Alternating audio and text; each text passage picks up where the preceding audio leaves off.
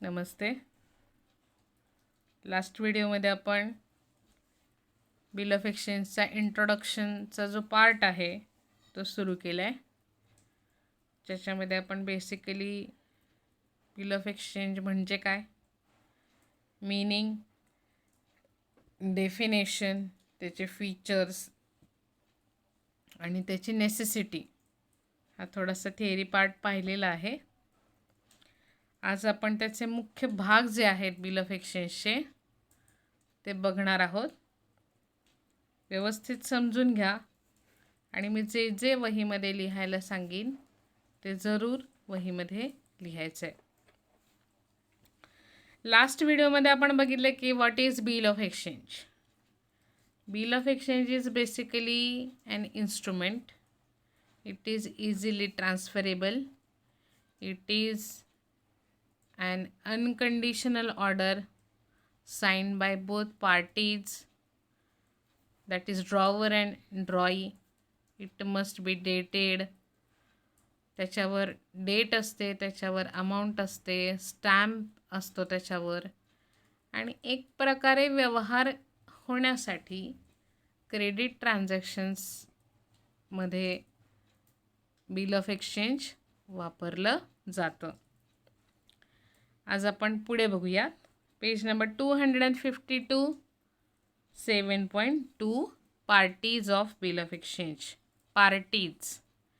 Last व्हिडिओमध्ये drawer, ड्रॉई, पेई असे काही शब्द मी वापरले होते, तर ते कोण आहेत हे तिघं ते आपण बघूया. हे तिघांचा पण मी जो भाग अंडरलाईन केलेला आहे तो वहीमध्ये लिहायचा आहे. तो तुम्हाला ऑब्जेक्टिव्ज टाईपमध्ये येऊ शकतो. Parties of bill of exchange. Always ह्या प्रश्नाचं उत्तर लक्षात ठेवा. There are 3 parties related with bill of exchange. 3 parties असतात बिल ऑफ एक्सचेंजमध्ये, हे लक्षात ठेवायचं. कोण कोण आहेत बघा. ड्रॉवर. ड्रॉवर इज बेसिकली आपल्या भाषेमध्ये सेलर. जो माल विकणार आहे तो ड्रॉवर. माल विकलाय म्हणजे त्याला काय मिळणार आहेत, पैसे मिळणार आहेत. Drawer is a person who draws or makes the bill or signs on it. एकाच वाक्यात क्लिअर कट डेफिनेशन आहे, डोकं चालवायचं नाही. सोपं दिलंय बघा. Drawer is a person who draws. Draws म्हणजे जो तयार करतो bill. Drawer is a person who draws or makes the bill and signs on it.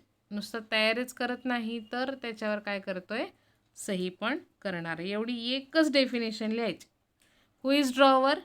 Drawer is a person who draws and makes the bill and signs the bill. झालं, 1 mark तुमचा fix. He is a creditor. का? Because he is seller. त्याने माल दिलेला आहे म्हणून त्याला त्याचे पैसे मिळणार आहेत. He is a creditor. Who is initial to receive the money from debtor. For the drawer the instrument is bills receivable. ड्रॉवरच्या पर्स्पेक्टिव्हमधून आपण बिल ऑफ एक्सचेंज बघितलं तर बिलाचे पैसे त्याला मिळणार आहेत म्हणून त्याच्या दृष्टीने ते काय आहे, बिल्स रिसिवेबल आहे. Since he has to receive the amount of bill. Bills receivable म्हणजे असे पैसे की ज्या बिलाचे पैसे आपल्याला मिळणार असतात. हे आपण गेल्या वर्षी पाहिले. मग ड्रॉवर तो सेलर आहे, त्यांनी माल दिलेला आहे म्हणून त्यांनी बिल ऑफ एक्सचेंज तयार केलं आहे, सही केली आहे. तो क्रेडिटर आहे आणि त्याला त्या बिलाचे पैसे मिळणार आहेत. आलं लक्षात. आता तो ड्रॉवर आहे, सेलर आहे, त्यांनी माल विकला म्हणजे त्याचा माल घ्यायला कोणीतरी पाहिजे. तो कोण असणार आहे बघा, बायर. एक माल विकणारा, दुसरा माल घेणारा. हा ड्रॉवर आहे, हा ड्रॉई आहे. हे लिहायचं आहे. मी जो भाग अंडरलाईन केला किंवा सगळंच लिहिलं तरी चालेल वहीमध्ये. Drawee is the person on whom the bill is drawn. Drawee ही अशी व्यक्ती आहे ज्याच्या नावावर बिल काढलेलं असतं, किंवा ड्रॉई म्हणजे अशी व्यक्ती ज्याला ह्या व्यवहाराचे पैसे द्यायचे असतात. कारण का? त्यांनी माल खरेदी केला आहे. आलं लक्षात? त्यांनी माल घेतलेला आहे, काही कालावधीनंतर तो पैसे देणार आहे आणि त्या कालावधीसाठी दोघांच्या म्युच्युअल अंडरस्टँडिंगनी त्यांनी काय बनवलं आहे? Bill of exchange. ड्रॉई is the person on whom the bill is drawn. He has to accept the bill drawn on him. अर्थात त्यांनी व्यवहार झालेला आहे, मान्य केलेला आहे, म्हणून त्याच्यावर बिल काढलेलं आहे आणि त्यात असलेला कालावधी, त्यात असलेली अमाऊंट, त्यात असलेल्या कंडिशन्स ह्या त्याला मान्य आहेत. आलं लक्षात? He has to accept the bill drawn on him. He is a debtor. हा क्रेडिटर आहे बघा, हा डेटर आहे. He is a debtor who has to pay the money to creditor. तो डेटर आहे आणि त्यांनी पैसे कोणाला द्यायचे आहेत? ड्रॉवरला द्यायचे आहेत. For the ड्रॉई the instrument is bills payable. Bills payable म्हणजे अशी बिलं की ज्या बिलाचे पैसे द्यायचे असतात. यांच्या पर्स्पेक्टिव्हमधून बिल ऑफ एक्सचेंज कसं असणार आहे? Bills receivable. आणि यांच्या पर्स्पेक्टिव्हमधून तेच बिल कसं असणार आहे? Bills payable. यांना बिलाचे पैसे मिळणार आहेत आणि यांच्याकडून त्या बिलाचे पैसे जाणार आहेत. म्हणजे एकाच नाण्याच्या दोन बाजू आहेत बघा. हा ड्रॉवर आहे, बिलाचे पैसे मिळणार आहेत, आणि हा ड्रॉई आहे, त्यांना बिलाचे पैसे द्यायचे आहेत. आलं लक्षात? आणि थर्ड पार्टी आहे पहा, payee. Payee is the person on whom the payment is to be made. आता हा काय प्रकार आहे? पेई काय प्रकार आहे बघा. जर ह्या दोघांमध्ये व्यवहार झालेला आहे, ड्रॉवर आणि ड्रॉईमध्ये व्यवहार झाला आहे, एकाने माल घेतलेला आहे म्हणून तो त्याला पैसे देणार आहे, हे क्लिअर आहे तुम्हाला. मग ह्या तिसऱ्या माणसाचं काय काम आहे याच्यामध्ये? आता बघा, हा ए जो आहे ह्यानी बी बरोबर व्यवहार केला. ए आहे ड्रॉवर आणि बी आहे ड्रॉई. आलं लक्षात? ड्रॉवर म्हणजे सोप्या भाषेमध्ये सेलर, पण आता आपण सेलर म्हणणार नाही. आणि हा कोण आहे? बायर. ह्यानी ह्याला पैसे द्यायचे आहेत, ठरलेलं आहे. पण ह्या दोघांमध्ये समजा व्यवहार झाला आहे, 10,000चा व्यवहार झाला. ह्यानी ह्याला पैसे द्यायचे 10,000 आणि ह्या व्यक्तीने आणखीन कोणाबरोबर तरी व्यवहार केलेला आहे 15,000चा. बरोबर? जसा ह्यांचा ह्यांच्याबरोबर व्यवहार आहे तसा ह्यांचा ह्यांच्याबरोबर व्यवहार आहे ना. मग ही जी व्यक्ती आहे, जी दोन्हीकडे कनेक्शन आहे तिचं, ती बीला काय ऑर्डर देते? बीकडनं 10,000 येणार आहेत म्हणून ती बीला काय ऑर्डर देते? तू जे 10,000 मला देणार आहेस ते मी जे सांगते त्याला तू पैसे द्यायचे. म्हणजे माझा जो कोणी क्रेडिटर आहे त्याला तू बिल डायरेक्ट देऊन टाक किंवा बिलाचे पैसे डायरेक्ट देऊन टाक. हा जी थर्ड पार्टी आहे हा कोण आहे लक्षात घ्या? पेई. बऱ्याच वेळेला बिल ऑफ एक्सचेंजच्या फॉर्मॅटमध्ये या पेईचं नाव असतं आणि ते आपल्याला त्या जे स्टेटमेंट आपण लिहितो त्याच्यात मेन्शन करावं लागतं. दोघांमध्ये व्यवहार झाला आहे 10,000चा, यांनी त्याला 10,000 देणं लागतोय. पण या व्यक्तीने थर्ड पार्टीबरोबर दुसऱ्या कोणाबरोबर तरी व्यवहार केलेला असेल जास्त रकमेचा किंवा कमी रकमेचा, तर ह्याच्याकडनं पैसे घेऊन ह्याला देण्यापेक्षा ही व्यक्ती काय करते? ह्याला ऑर्डर देते की मला जे तू 10,000 देणार आहेस ते तू मला देऊ नको, माझे जे कोणी क्रेडिटर आहेत त्याला तू हे 10,000 रुपये देऊन टाक. ही जी थर्ड पार्टी बिलामध्ये येते ती आहे पेई. बऱ्याच वेळेला बिल ऑफ एक्सचेंजचा फॉर्मॅट काढताना पेईचं नाव देखील दिलेलं असणार आहे. जेव्हा आपण फॉर्मॅट करू तेव्हा मी सांगेन. आलं लक्षात? So there are 3 parties in bill of exchange.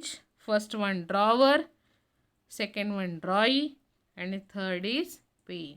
पेईचा फक्त नाव लिहिण्यापुरता उल्लेख आहे. बाकी सगळा जो चॅप्टर आहे तो या दोघांशीच रिलेटेड आहे, हे लक्षात घ्या. Parties to the promissory note. There are 2 parties. जसं बिल ऑफ एक्सचेंजमध्ये 3 पार्टीज आहेत, तसं प्रॉमिसरी नोटमध्ये किती पार्टीज आहेत? फक्त 2 आहेत बघा. मेकर और ड्रॉवर अँड ड्रॉई और पेई. 2 जण आहेत. बघा मेकर कोण आहेत? He is the person who drawers the promissory note. Again he is drawer. He is the person who draws the promissory note. He is one who promises to pay a certain as specific, who draws the bill. He is the one who promises to pay a certain amount as specified in the promissory note. He is also called as promisor. And drawee or payee, he is the person in whose favor the promissory note is drawn. He is also called as promisee. तसंच आहे same, काही फरक नाही. Promiser आणि promissory अशी 2 फक्त त्याला वेगळी नावं आहेत. ड्रॉवर आणि ड्रॉई असंच लक्षात ठेवलं तरी चालेल. बाकी त्याचा फारसा सिलेबसमध्ये फारसा उल्लेख नाही आहे.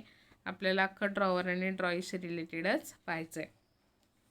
लास्ट व्हिडिओमध्ये मी जसं सांगितलं की हुंडीजचे काही वेगवेगळे प्रकार होते, पूर्वी वापरले जायचे व्यवहारांसाठी. बघा ॲडिशनल इन्फॉर्मेशनमध्ये ते दिले.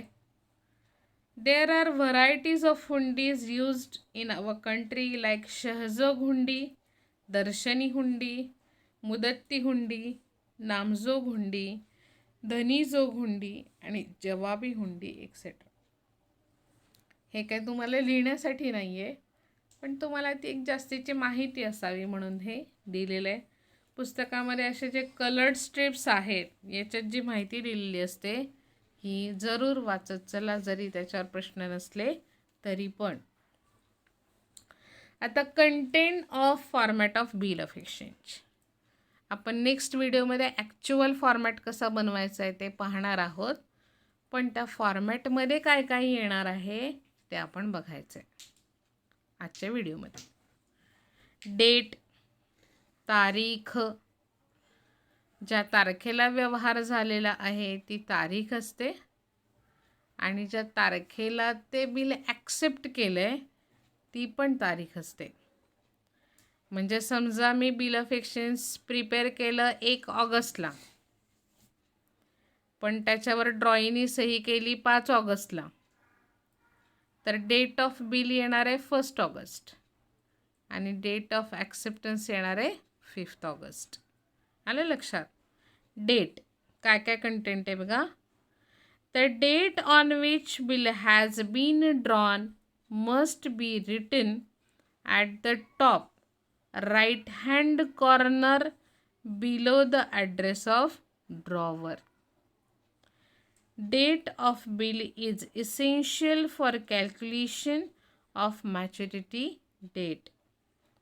A bill without a date has no meaning. तारखेशिवाय बिलाला काहीही अर्थ नाही. आपण हे बघता बघताच फॉर्मॅट बघूया का, म्हणजे तुम्हाला लक्षात येईल. पुढच्या पानावर दिलं पहा. 254 वर फॉर्मॅट दिलेला आहे. हा पण वहीमध्ये काढायचा आहे. व्हिडिओ बघितल्या लगेचच वहीमध्ये हा फॉर्मॅट काढून घ्यायचा. Specimen of bill of exchange. 4 mark 5 mark हवे असतील तर हे करावं लागेल. मिडलला लिहायचं, पानाला साधारण आकार द्यायचा पेन्सिलने व्यवस्थित. मध्यभागी लिहिणार आहोत आपण बिल ऑफ एक्सचेंज.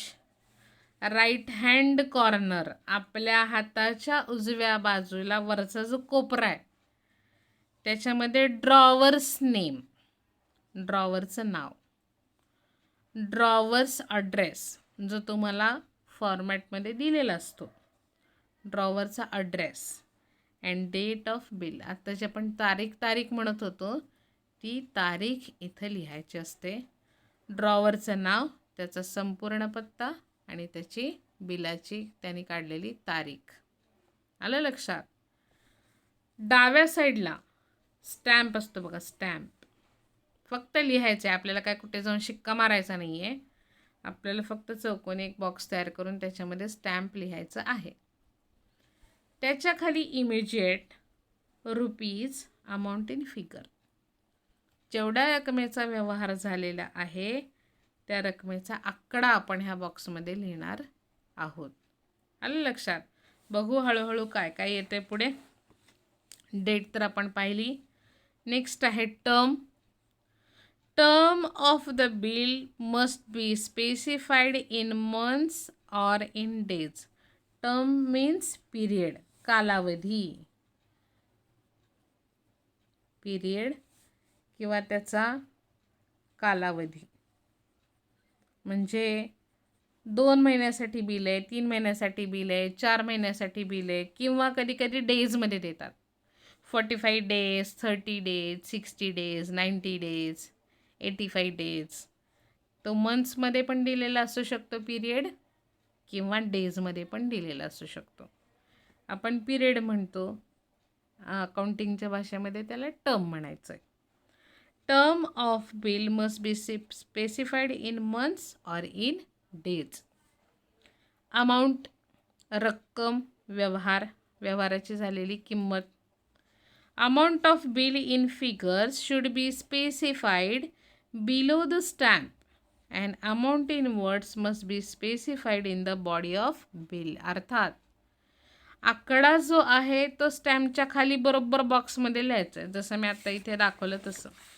स्टॅम्पच्या खाली इन फिगर्समध्ये अमाऊंट लिहिणार आहे, पण इन वर्ड्समध्ये जी लिहायची आहे ती बॉडी ऑफ बिलमध्ये मेन्शन करणार आहोत. इथे 25,000 आकड्यात लिहायचं आहे आणि इथे 25,000 अक्षरामध्ये लिहायचं आहे. आलं लक्षात? So amount of bill in figure should be specified below the stamp and amount in words must be specified in the body of bill. Stamp of proper value according to the Indian Stamp Act 1899 should be affixed. I think याच्यात गोंधळ आहे, कारण इथे पहा 1889 लिहिलं आहे आणि इथे 1899 लिहिलं आहे. सो मी करेक्ट पाहते काय आहे ते आणि नेक्स्ट व्हिडिओमध्ये मी ते मेन्शन करीन. Indian stamp act 1899 should be affixed. आपल्याला काही खराच शिक्का मारायचा नाही, आपल्याला जस्ट अभ्यासासाठी फक्त स्टॅम्प असं आपण मेन्शन करणार आहोत आणि त्याच्याखाली लगेचच आपली अमाऊंट जी आहे ती फिगरमध्ये लिहायची. Parties, name of drawer, drawee and payee and their addresses must be mentioned in the bill of exchange. Drawer, ड्रॉई आणि पेईचं नाव, त्यांचे ॲड्रेस लिहिणार आहोत. कुठे कुठे लिहिणार आहे बघा, जसं मी मगाशी सांगितलं, इथे ड्रॉवरचं नाव, ॲड्रेस आणि त्यांची तारीख. त्याचप्रमाणे बिलाच्या शेवटच्या खालच्या साईडला डाव्या हाताला लेफ्ट हँड साईडला ड्रॉईज नेम. इकडे ड्रॉवर आहे बघा, इथे ड्रॉई आहे, अगदी त्याच्या opposite. Drawee's name and drawee's address. आलं लक्षात? त्याच्यानंतर ड्रॉवरचं नाव जिथं लिहिलं आहे, मधला कंटेंट संपल्याच्या नंतर त्याच्या बरोबर खाली परत sign by and drawee's name, drawer's name. इथे सही आणि ड्रॉवरचं नाव येणार आहे. ड्रॉवरचा नाव, पत्ता, दिनांक आणि ड्रॉवरची सही हे बरोबर एका ओळीमध्ये एकाच ह्याच्या खाली आलं आहे पहा. अपोजिट साईडला ड्रॉईज नेम अँड ॲड्रेस आणि इथे पहा ॲक्सेप्टेड. कोण ॲक्सेप्ट करणार आहे? ड्रॉई. सो अगेन परत इथं त्यांचं नाव आणि त्यांनी डेट ऑफ बिल ॲक्सेप्टेड, ज्या तारखेला बिल ॲक्सेप्ट केलं आहे ती तारीख, आणि परत ड्रॉवरची सही इथं येणार आहे, इथं ड्रॉईची सही येणार आहे. आले लक्षात? ड्रॉवरचा नाव, पत्ता, दिनांक, ड्रॉवरची सही, ड्रॉईचं नाव, त्यांचा पत्ता, आणि इथं ॲक्सेप्ट केलं आहे म्हणून ड्रॉईचं नाव आणि त्यांनी ॲक्सेप्ट केल्याची तारीख येणार आहे. आता हा जो कंटेंट आहे तो बघूया त्यात काय लिहायचं ते. For the value received, law does not consider agreement that are made without consideration. Consideration means in lieu of and in context of bill of exchange. It means that the bill is issued in the exchange of some benefit received. In future आपल्याला amount मिळणार आहे याची खात्री दोघांना पण आहे, म्हणजे ज्याला पैसे मिळायचे त्याला खात्री आहेच आहे. याच्यासाठी for the value received, amount मिळणार आहे याची खात्री आहे म्हणून आपण ते बिल ॲक्सेप्ट करतो आहे. आलं लक्षात? आणि ॲक्सेप्टन्स, स्वीकार. A bill of exchange drawn by drawer is termed as draft. It must be presented to the drawee of acceptance. When drawee signs with his name along with date across the face of bill with the word accepted, the bill is said to be accepted, and this act of drawing is called as acceptance of bill. Drawee cannot be made liable for payment of bill before the acceptance of bill. Only on acceptance of draft becomes a bill of exchange. आले लक्षात? So ड्रॉई जोपर्यंत त्या बिलावर सही करत नाही, त्याच्यावर accepted लिहित नाही, तोपर्यंत ते बिल व्हॅलिड नाही आहे. नाहीतर मी ड्रॉवर आहे, मी असे 10 बिल ऑफ एक्सचेंज तयार करीन, पण ते ॲक्सेप्ट करायला समोरची पार्टी तर तयार पाहिजे की नाही. सो जोपर्यंत ते ॲक्सेप्ट करत नाही, त्याच्यावर सही करत नाही, तोपर्यंत त्या बिलाला अर्थ नाही. आणि जेव्हा ते ॲक्सेप्टेड त्याच्यावर लिहितात तेव्हा त्या बिलाला म्हणायचं ॲक्सेप्टन्स ऑफ बिल. हे इथे महत्त्वाचं दिलं आहे बघा त्यांनी.